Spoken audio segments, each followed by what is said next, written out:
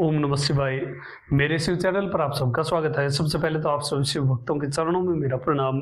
बात करते हैं शिव पूजा के लिए एक बहुत महत्वपूर्ण समय के बारे में, जो है सोमवती अमावस्या। 8 अप्रैल सोमवार को सोमवती अमावस्या है और इस दिन आपको शिव पूजन अवश्य करना चाहिए। बहुत इंपॉर्टेंट समय है। एक तो अमावस्या है और साथ ही इसी दिन सूर्य ग्रहण भी है, जो अपने आप में एक बहुत अच्छा सहयोग बना रहा है शिव पूजा के लिए। सभी शिव भक्तों को प्रयास करके इस दिन लिंगार्चन अवश्य करना चाहिए।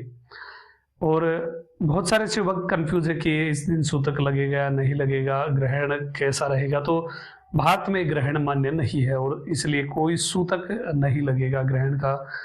तो आप निश्चिंत होकर के शिव पूजन कर सकते हैं। और जो शिव भक्त हमेशा लिंगार्चन में लगे रहते हैं, उन शिव भक्तों के लिए ग्रहण काल चाहे सूतक हो या ना हो, तो ग्रहण काल बहुत इंपॉर्टेंट समय होता है। ग्रहण काल में लिंगार्चन अवश्य करना चाहिए।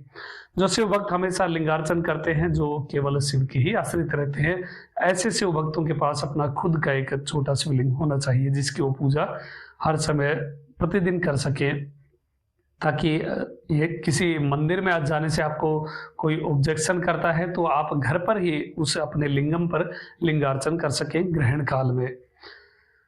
क्योंकि आपके आसपास ऐसे अराउंड में आपके बहुत सारे ऐसे लोग होंगे जो चीजें नहीं समझते हैं।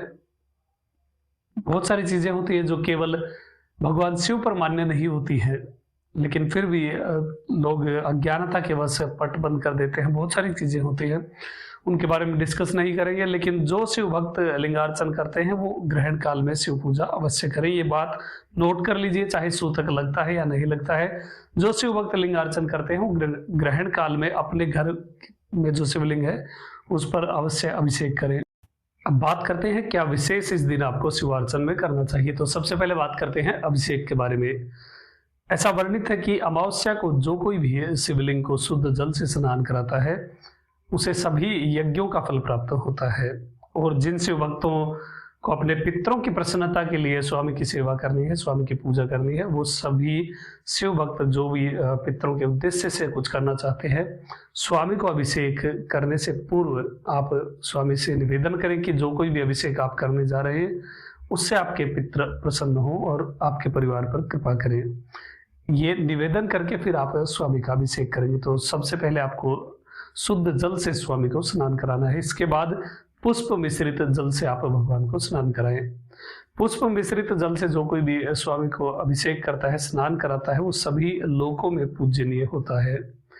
इसके बाद आपको इलायची मिश्रित जल से स्नान कराना है। इसके बाद कुशाग्र से आपको स्नान कराना है। एक लोटे में जल भर कर रख लीजिए और उसमें कुछ कुशा आप या जिसे डाम कहते हैं वो डाल करके छोड़ दीजिए। फिर आधा 1 घंटे का जो टाइम पीरियड हो जाएगा, ये कुशा मिश्रित जल हो जाएगा, इससे आप स्वामी का अभिषेक करें।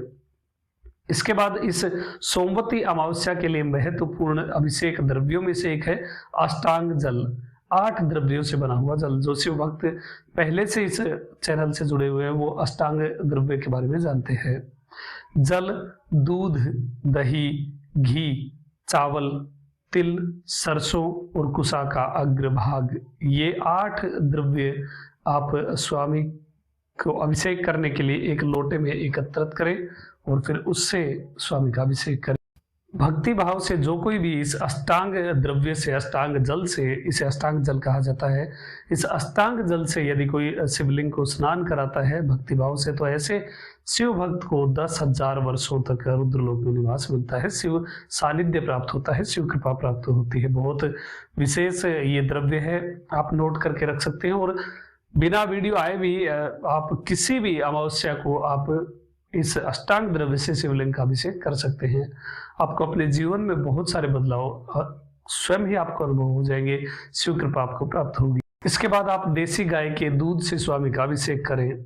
और अब सबसे इंपॉर्टेंट द्रव्य सोमवती अमावस्या के लिए अभिषेक में जो सबसे महत्वपूर्ण द्रव्य है वो है घृत यानी घी। देसी गाय के घी से आपको स्वामी का अभिषेक करना है। और यदि आपके आसपास में शुद्ध देसी गाय का घी नहीं मिलता है, गौशाला वगैरह नहीं है, तो फिर आप पतंजलि का घी भी खरीद सकते हैं, जिसकी गुणवत्ता बहुत अच्छी है।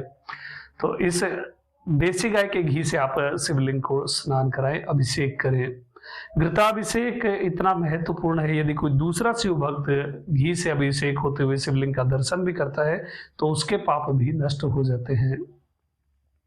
ऐसे शिव भक्त को बहुत पुण्य प्राप्त होता है, और जो शिव भक्त घृत से घी से अभिषेक कर रहा है तो उसके पुण्यों की तो क्या ही गणना की जाए।